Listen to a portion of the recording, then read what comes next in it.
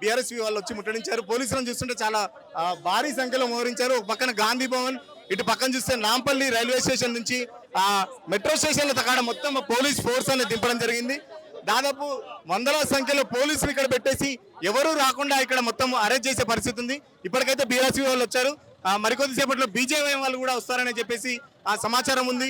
మొత్తంగా పోలీసులు ఎవరిని నిరుద్యోగం రాకుండా భయపెట్టించే విధంగా ఇక్కడ మొత్తం అయితే ఫోర్స్ దింపడం జరిగింది. చూద్దాం, మరికొద్దిసేపట్లో బీజేపీ వాళ్ళు వస్తున్నారని చెప్తున్నారు. వాళ్ళ ఉద్రిక్తత మధ్య మొత్తం చాలా అయితే ఇక్కడ ఉద్రిక్త పరిస్థితులు నెలకొన్నాయి. నిరుద్యోగులు మాత్రం ఇప్పటి వరకు అయితే ఎవరు రాలేదు. ఎందుకంటే ఈ ఫోర్స్ అంతా చూసి నిరుద్యోగులు కూడా భయపడే విధంగా అంత ఫోర్స్ అయితే ఇక్కడ డిప్లాయ్ చేయడం జరిగింది. రేవంత్ రెడ్డి గారు అప్పట్లో చేస్తారు, వెంటనే గ్రూప్ 3 పోస్టులు కావచ్చు వెంటనే పెంచాలి తప్పకుండా. ఈ రోజు కాంగ్రెస్ పార్టీ నిరుద్యోగులను మోసం చేస్తుంది. గ్రూప్ 1 స్టాండర్డ్ చేయాలి, అదేవిధంగా మెలోడీస్ ప్రకటించాలి. లేని ప్రభుత్వంలో ఖచ్చితంగా ఈ కాంగ్రెస్ ప్రభుత్వాన్ని పడగొడతామని చెప్పి రేవంత్ రెడ్డి ఈ రోజు 1:200 గ్రూప్ 1, గ్రూప్ 2, గ్రూప్ 3 పోస్టులు పెంచాలి. ఈ రోజు అర్ధరాత్రి లంగా రాజకీయాలు చేస్తున్నాడు, రంగా రాజకీయాలు చేస్తున్నాడు. విద్యార్థుల పట్ల కనీస సీఎం జాబ్ కార్డు ముఖ్యమంత్రి విడుదల చేయాలి.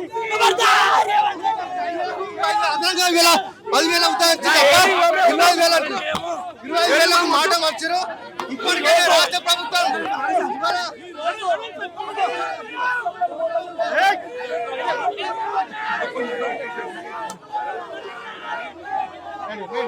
మెగా డిఎస్ వేయాలని, మా జాబ్ కార్డు విడుదల చేయాలని ఈ రోజు నిరుద్యోగుల పక్షాన వాళ్ళకి మద్దతుగా ఉస్మానియా టీఆర్ఎస్ వికల్పాన్ని డిమాండ్ చేస్తాం.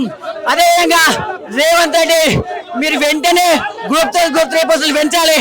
అదేవిధంగా మీరు మెగా డిఎస్ వేయాలి, జాబ్ కార్డు విడుదల చేయాలని ఈ రోజు టీఆర్ఎస్ విద్యార్థి డిమాండ్ చేస్తాం. అదేవిధంగా ఈరోజు రేవంత్ రెడ్డి నిరంకుశ పరిపాలన, ఎందుకంటే విద్యార్థులను వాడుకొని గెలిచినటువంటి రేవంత్ రెడ్డి ఈ రోజు గెలిచిన తర్వాత విద్యార్థులను పరచుకోవడం సిగ్గుచేటు. అదేవిధంగా గ్రూప్ 3 ఫోర్సులు పెంచకపోతే ఎప్పుడైనా కానీ మేము అడ్డుకుంటామని డిమాండ్ చేస్తున్నాం. అదేవిధంగా ఈరోజు గ్రూప్ 3 పోస్టులు వెంటనే పెంచాలని మేము టీఆర్ఎస్ విద్యార్థి పక్షాలను ఈరోజు డిమాండ్ చేస్తాం.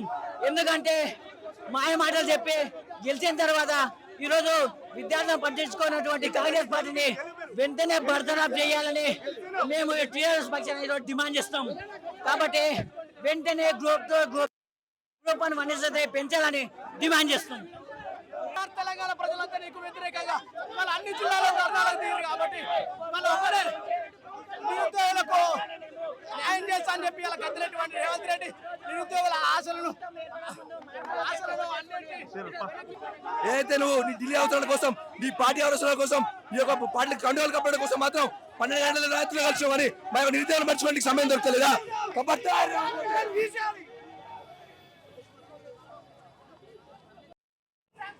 45 డేస్ గ్యాప్ ఉండాలి. ప్రతి తెలంగాణ పబ్లిక్ సర్వీస్ కమిషన్ ఇచ్చే ప్రతి ఎగ్జామ్ మధ్యలో 45 డేస్ గ్యాప్ ఉండాలి. At the same time job calendar కూడా రిలీజ్ చేయాలి. నీట్ ఎగ్జామ్ ఎలాగైతే అయిందని బీజేపీని కాంగ్రెస్ పార్టీ అంటుందో అదే విధంగా జాబ్స్ ఇస్తామని ప్రామిస్ చేసిన రేవంత్ రెడ్డి గారు ఎందుకు పలకట్లేదో అందరికీ తెలంగాణ వ్యాప్తంగా ఆన్సర్ ఇవ్వాల్సి ఉంటుంది. అండ్ ఆమ్ ఆద్మీ పార్టీ తరఫున దీనిపైన పోరాటం చేయడానికి మేము చాలా సిద్ధంగా ఉన్నాము. పోరాటాన్ని ఇంకా ఉద్రిక్తం చేస్తాం. నెక్స్ట్ మళ్ళీ తిరిగి టీఎస్పీఎస్సీ, దాని తర్వాత రేవంత్ రెడ్డి ఇంటిని ముట్టడి చేయాల్సి వచ్చిన రేవంత్ రెడ్డి ఇంటిని ముట్టడి చేస్తాం.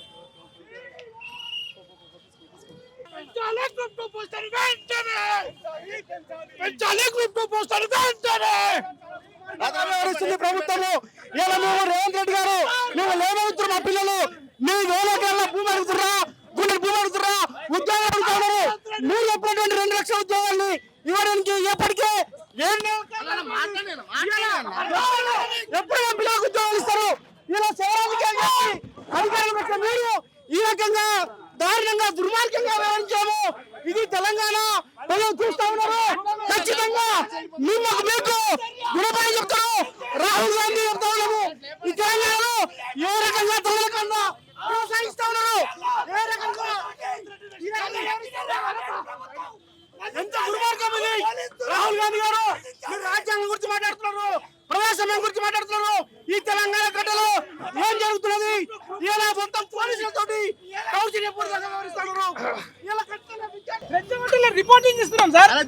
రిపోర్టింగ్ ఇస్తున్నాం సార్, రిపోర్టింగ్ ఇస్తున్నాం. నా ఛానల్ కు మాట్లాడుతుంటే వేరే ఛానల్స్ కూడా అన్ని కవరేజ్ చేస్తున్నాయి.